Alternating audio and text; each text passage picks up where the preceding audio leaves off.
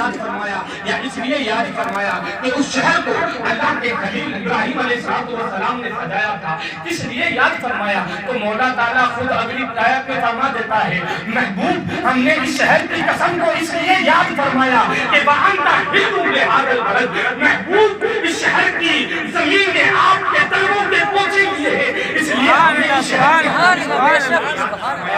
شہر کی زمین نے آپ کے قدموں کو چنا ہے اس لیے ہم نے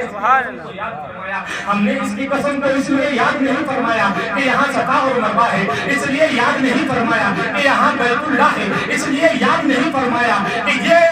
خلیل اللہ کا بسایا ہوا شہر ہے اس لیے نہیں بلکہ ہم نے تو صرف اس لیے یاد فرمایا کہ اس شہر کی زمین نے آپ کے قدموں کو چوما ہے آپ کے قدموں کے بوسے لیے ہیں اس لیے ہم نے اس شہر کی مفسرین بیان فرماتے ہیں کہ یہ جو قسم کھائی تھی اللہ نے یہ ہجرت سے پہلے کی تھی ہجرت کے بعد کی نہیں تھی کیونکہ ہجرت سے پہلے رسول اللہ صلی اللہ علیہ وسلم مکہ معظمہ میں رہا کرتے تھے مکہ معظمہ میں رہائش پذیر تھے اس لیے اللہ نے مکہ معظمہ کی قسم یاد فرمائی. اگر یہی واقعہ ہجرت کے بعد کا ہوتا تو مولا مکہ کی قسم نہیں یاد فرماتا بلکہ مدینے کی قسم کھاتا مدینے کی قسم کو یاد فرماتا. اور مفسرین بیان فرماتے ہیں کہ امام مالک سے کسی نے پوچھا کہ امام صاحب ذرا بتائیں کہ شہر کون سا افضل ہے مکہ معظمہ افضل ہے یا مدینہ پاک افضل ہے. اس بارے میں تو اجماع قائم ہے کہ حضور علیہ الصلوۃ والسلام کا جسم اقدس جس جگہ موجود ہے اور جو زمین حضور کے جسم سے ٹچ میں ہے حضور کے جسم سے ملی ہوئی ہے اس زمین کا معاملہ تو یہ ہے کہ صرف مکے سے نہیں بلکہ عرش اعظم سے بھی وہ زمین عرش اعظم سے بھی افضل ہے. لیکن بات آ گئی تھی شہر کی کہ شہر کون سا افضل ہے مکہ افضل ہے کہ مدینہ افضل ہے. لوگ امام صاحب کی بارگاہ میں گئے اور کہا امام صاحب ذرا بتائیں کون سا شہر افضل ہے تو امام مالک کا عشق جھوم اٹھا اور عشق جھوما تو آپ بولے کہ مکہ معظمہ تو وہ شہر ہے جہاں اللہ کا گھر موجود ہے مکہ معظمہ تو وہ شہر ہے جس شہر کو خلیل اللہ نے بسایا تھا مکہ معظمہ تو وہ شہر ہے جہاں اللہ کی نشانیاں صفا اور مروہ موجود ہے مکہ معظمہ تو وہ شہر ہے جہاں جنت سے آیا ہوا پہاڑ حجر اسود موجود ہے. لیکن مدینہ پاک تو وہ شہر ہے جہاں وہ دلہا موجود ہے جس کے لیے اس ساری بارات کو سجایا گیا جس دلہے کے لیے اس ساری بارات کو تیار کیا گیا ہے وہ مدینہ پاک میں موجود ہے. جب اس پر اعلیٰ حضرت کی نظر پڑی تو اعلیٰ حضرت پکار اٹھے کہ ہوتے کہاں خلیل و بنا کعبہ اور بنا رولات والے صاحبی سب تکبیر رسالت اور اہل سنت سبحان اللہ کہ ہوتے کہاں خلیل و بنا کعبہ اور بنا رولات والے صاحبی سب امام فرماتے ہیں کہ مکہ معظمہ تو وہ شہر ہے جہاں ہزاروں لوگ صبح میں طواف کرتے ہیں ہزاروں لوگ شام میں طواف کرتے ہیں ہمیشہ وہاں طواف چالو رہتا ہے ہر وقت طواف ہوتا رہتا ہے. لیکن طواف کرتے کون لوگ ہیں جو زمین پر موجود ہے انسان وہاں پر ہر وقت طواف کیا کرتے ہیں. لیکن مدینہ پاک کا عالم تو یہ ہے کہ وہاں پر 70,000 صبح میں 70,000 شام میں بیان کیا جاتا ہے کہ مدینہ پاک میں 70,000 فرشتے صبح میں آتے ہیں اور آ کر کے حضور کے مزار کے پاس کھڑے ہو کر کے صلاۃ و سلام پیش کیا کرتے ہیں اور 70,000 فرشتے شام میں آتے ہیں. اور پھر بیان کیا جاتا ہے کہ جو 70,000 فرشتے ایک مرتبہ آ گئے وہ قیامت تک صرف حسرتیں کرتے رہتے ہیں مولا پھر جانا نصیب ہو جائے مولا ہمیں پھر جانا نصیب ہو جائے اس کے بعد میں. تو یہ معاملہ ہے مدینہ پاک کا کہ مدینہ پاک میں تو 70,000 صبح میں 70,000 شام میں مدینہ پاک کا طواف تو فرشتے کیا کرتے ہیں. تو کہتے ہیں جب مدینہ پاک افضل ہے لیکن حضور اعلیٰ حضرت علیہ رحمت و رضوان فرماتے ہیں کہ طیبہ نہ صحیح افضل مکہ ہی بڑا زاہد طیبہ نہ صحیح افضل مکہ ہی بڑا زاہد. ہم عشق کے بندے ہیں سبحان اللہ ہم عشق کے بندے ہیں کیوں بات بڑائی ہے. تو یہ معاملہ ہے کہ جب کسی سے محبت ہو جاتی ہے نا تو ہم اس کی گفتار کو بھی دیکھا کرتے ہیں کہ وہ بولا کس طرح کیا کرتا ہے ہم اس کی رفتار کو بھی دیکھا کرتے ہیں کہ وہ چلتا کس انداز میں ہے ہم اس کی ہر بات کو نوٹ کیا کرتے ہیں کہ وہ کس طرح کیا کرتا دیتا ہے، پھر ہم اپنی زندگی میں اس کی گفتار کو، اس کی کردار کے انداز کو ہم اپنی زندگی میں اتارنا چاہتے ہیں، پھر ہم اس کی زندگی کو اپنی زندگی کا محور بنا لیا کرتے ہیں، پھر ہم اس کی زندگی کو اپنے زندگی کے لیے نمونہ بنا لیا کرتے ہیں۔ تو اب آپ ہمیں بتائیں کہ ہم رسول اللہ صلی اللہ تعالی علیہ وسلم سے واقعی محبت کرتے ہیں؟ کیا ہمارا کردار ایسا ہے کہ ہم چلے تو کوئی نگاہ اٹھا کر کے دیکھے تو کہے رسول اللہ کا غلام جا رہا ہے؟ ہمارا معاملہ ایسا نہیں، ہم تو سب کچھ بھول بیٹھے ہیں۔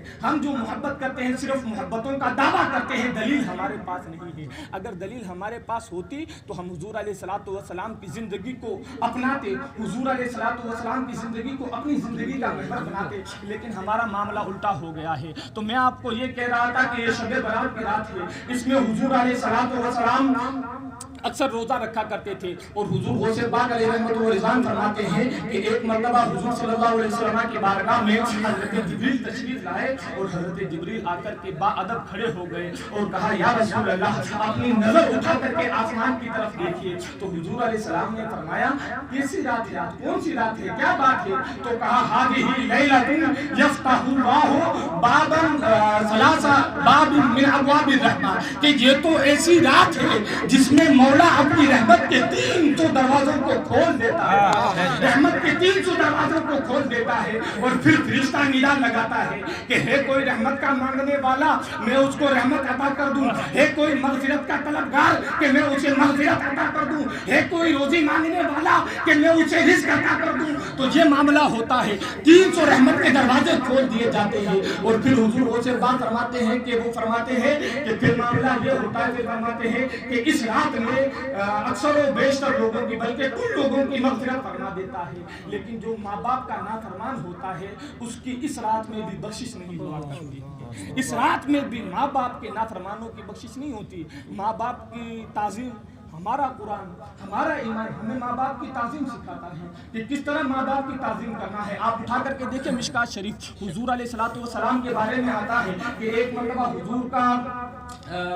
جلسہ لگا ہوا تھا، لوگ بیٹھے تھے، صحابہ اکرام کی پوری جماعت جمع غفیر لگا ہوا تھا، اور حضور منبر پر بیٹھے ہوئے تھے۔ اتنے میں کیا دیکھتے ہیں کہ ایک بڑھیا عورت تشریف لا رہی ہے، تو حضور علیہ الصلوۃ والسلام کی نگاہ جب اس بڑھیا پر پڑی تو حضور علیہ الصلوۃ والسلام اس کے استقبال کے لیے کھڑے ہو گئے اور اپنی چادر مبارک اتار کر کے اس کے لیے بچھا دی۔ اب صحابہ اکرام حیران پریشان کہ آج تک ہم دیکھتے آئے ہیں کہ حضور کی بارگاہ میں تو بادشاہ آتے ہیں لیکن حضور اس کے استقبال کے لیے کھڑے نہیں ہوتے، دولت مند آیا کرتے ہیں لیکن اس کے استقبال کے لیے کھڑے نہیں ہوتے، مال و ثروت والے آتے ہیں لیکن اس کے استقبال کے لیے کھڑے نہیں ہوتے۔ آخر یہ بڑھیا ہے کون جس کے لیے رسول اللہ کھڑے ہو گئے؟ تو جب وہ چلی گئی بڑھیا تو لوگ حضور علیہ السلام کی بارگاہ میں ہاتھ جوڑ کر کے کھڑے ہو گئے اور کہا یا رسول اللہ آج تک آپ کی بارگاہ میں سلطنت مصر کے حاکم آیا کرتے تھے لیکن آپ کھڑے نہیں ہوتے تھے، بادشاہ وقت آیا کرتے تھے لیکن آپ کھڑے نہیں ہوتے تھے۔ اس بڑھیا میں ایسا کون سا کمال تھا کہ آپ اس کے استقبال کے لیے کھڑے ہو گئے؟ تو رسول اللہ صلی اللہ علیہ وسلم نے مسکرا کر کے کہا لوگوں سنو، یہ بڑھیا کوئی اور نہیں، یہ مجھے دودھ پلانے والی میری ماں ہے، یہ میری رضائی ماں میری حلیمہ ہے۔ تو جب رضائی ماں کے عظمت کا یہ عالم، جب ان کی توقیر اور عزت کا یہ عالم، تو سوچیں آپ جو حقیقی ماں ہوگی اس کی عظمت، اس کی عزت و توقیر کا عالم کتنا بلند ہوگا۔ تو حضرت غوث پاک فرماتے ہیں کہ پھر حضرت جبریل نے کہا کہ اس رات میں تمام لوگوں کی مغفرت ہو جاتی ہے لیکن ماں باپ کے نافرمانوں کی نہیں ہوتی، ساحر کی نہیں ہوتی، جادوگر جو جادو کیا کرتا ہے اس کی بھی نہیں ہوتی، شراب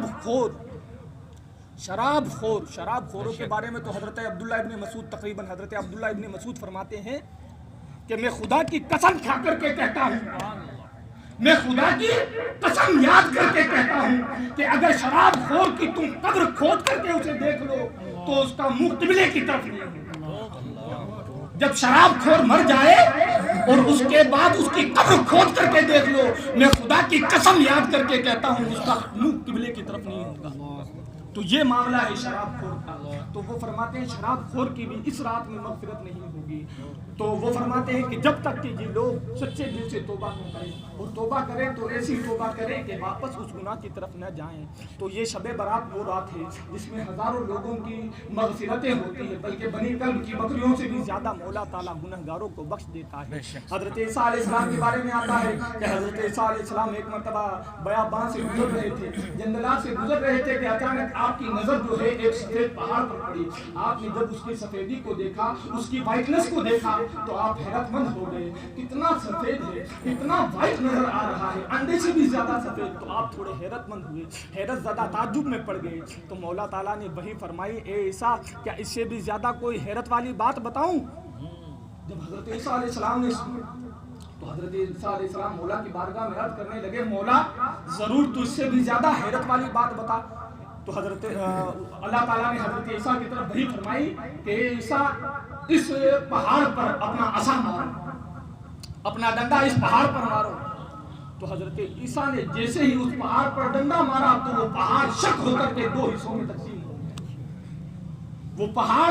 2 حصوں میں تقسیم ہو گیا. اس کے بعد حضرت عیسیٰ کیا دیکھتے ہیں کہ اس کے اندر ایک آدمی بیٹھا ہوا ہے، ہاتھ میں تسبیح لیا ہوا ہے، سامنے مصلی رکھا ہوا ہے، مولا کی عبادت اور ریاضت کر رہا ہے. پاس میں ہی ایک نہر جاری ہے، اس کے اوپر ایک انگور کا کھوشا لٹکا ہوا ہے. حضرت عیسیٰ نے اسے دیکھا تو بڑے حیرت میں ہو گئے اور زیادہ متعجب ہو گئے. اور حضرت عیسیٰ نے اسے پوچھا، اے بھائی ذرا بتاؤ تو صحیح، آپ کتنے سالوں سے یہاں پر ہو، کتنے سالوں سے مولا کی عبادت و ریاضت کر رہے ہو؟ تو وہ آدمی ہاتھ جوڑ کر کے کھڑا ہو گیا اور کہا، اے اللہ کے نبی، میں 400 سال سے اس پہاڑ میں بیٹھ کر کے اپنے مولا کو راضی کرنے میں لگا ہوں. 400 سال کا عرصہ گزر گیا ہے، میرا اور کوئی کام نہیں، صرف میں یہاں پر خدا کو یاد کیا کرتا ہوں، اللہ کی عبادت و ریاضت کیا کرتا ہوں، اور کوئی کام نہیں ہے. اور جب مجھے بھوک لگتی ہے تو یہ انگور کا خوشہ میں کھا لیا کرتا ہوں، جب پیاس لگتی ہے تو اس نہر سے پانی پی لیا کرتا ہوں. اس کے علاوہ میرا کوئی کام نہیں، صرف خدا کو یاد کرتا ہوں،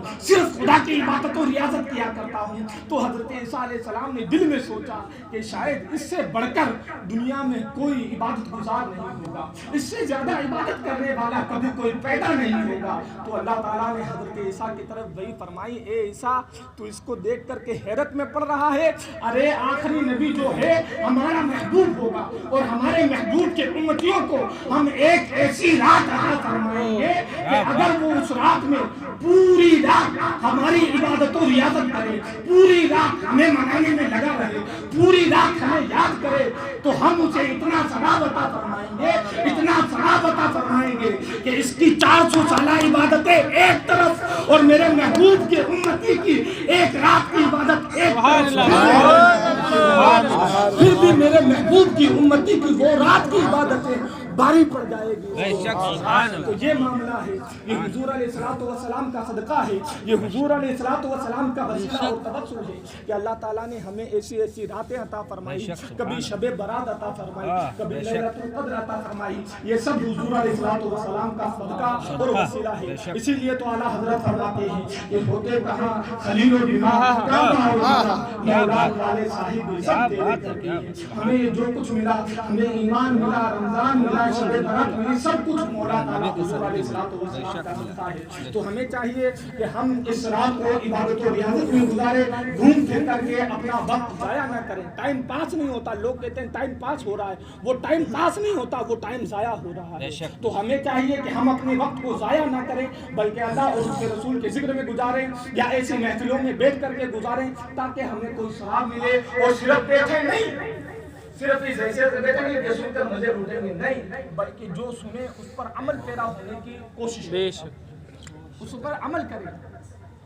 اور ہمیں چاہیے کہ ہم ان جو بھی سنیں اس پر عمل کرنے کی کوشش کریں اور پھر اسے اپنی زندگی کا محور بنانے کی کوشش کریں. تو اسی کے ساتھ میں ختم کرتا ہوں اور اللہ تعالیٰ کی بارگاہ میں دعا کرتا ہوں کہ مولا تعالیٰ ہم سبوں کو حضور علیہ الصلوۃ والسلام کی محبت میں دلائے، حضور علیہ الصلوۃ والسلام کی محبت میں ساتھنا بالخیر فرمائے، اور ایسی راتوں کو ہمیں جو ہے ایک ہمارے لیے موقع سمجھنے کی توفیق و رفیق عطا فرمائے. استغفر اللہ ربی من کل ذنب واتوب الیہ. السلام علیکم ورحمۃ اللہ وبرکاتہ.